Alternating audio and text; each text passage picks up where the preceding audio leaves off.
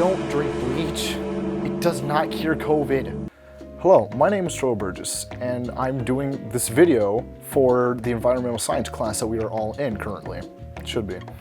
Yeah, unless, she's wanting to show it for other classes, that's fine too. Actually, that'd be cool.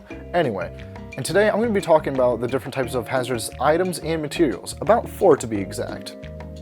So, the first one being biodegradable. This could be any plant, animal, like remains. One really good way to understand for the biodegradable would be compost or compostable items. Another one that of course we can't forget about is human remains, but we'll talk about that one later.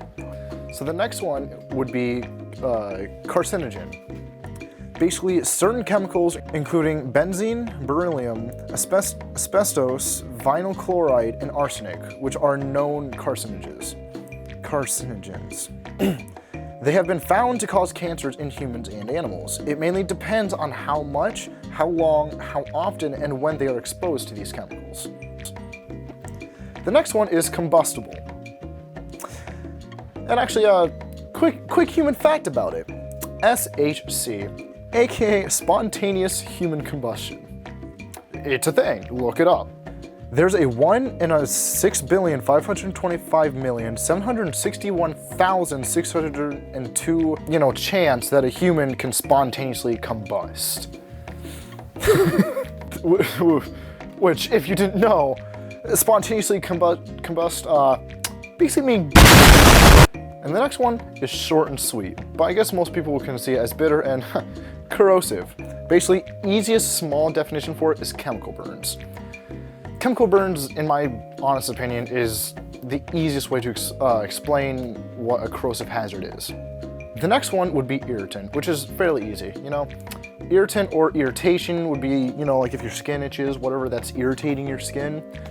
Basically, some irritants would be, which I'll be talking about later, bleach, dry cleaner, and little kids. Next one, toxic. I'm just gonna get this one done out of the way. Passing gas from humans or animals, or even trees. Another version of toxic would be my ex-girlfriend. Anyway, we don't talk about her. The next one would be flammable. An example of something that's flammable would be substances like paper, wood, clothing, simple stuff like that. The next one, inflammable.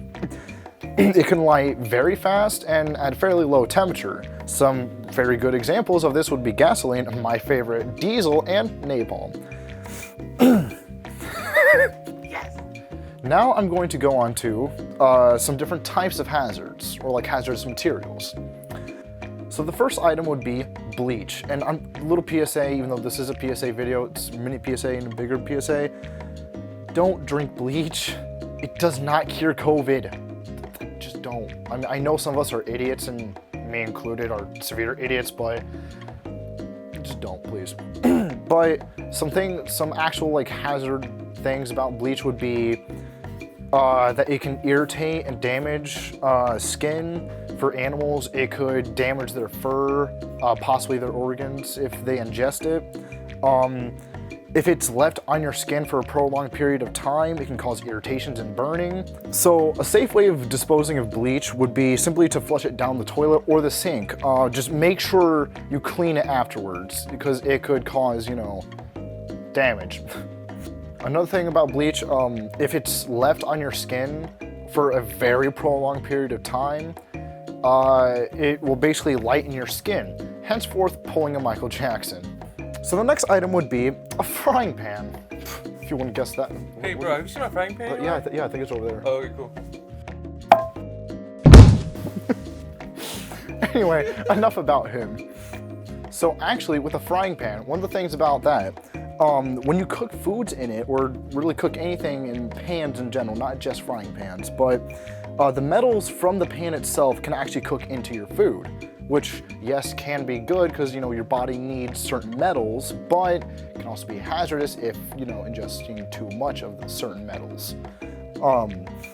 A safe way of disposing the pan, this one right here, would be, well, not just directly this one, but any pan, would be to clean the pan, make sure that all the germs and possible loose metals that are in it are, you know, gone and out of the way. Make sure you clean the pan before and after use. The next item that I'll be talking about is drain cleaner, the poisoning side of it. Basically, if the poison from the drain cleaner gets within your eye, you can get really bad eye irritation, or you can have loss of vision from it. Some other side effects of the drain cleaner is, especially if you ingest it, diarrhea, some minor abdominal pain. It can also, if you know it gets within your mouth and you swallow it, it can burn your mouth and your throat. I'm so sorry, excuse me. So it's all the drain cleaner.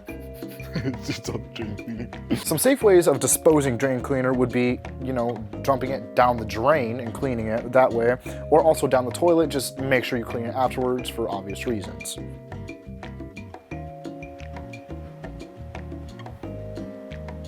Oh, dear me, I didn't see you there.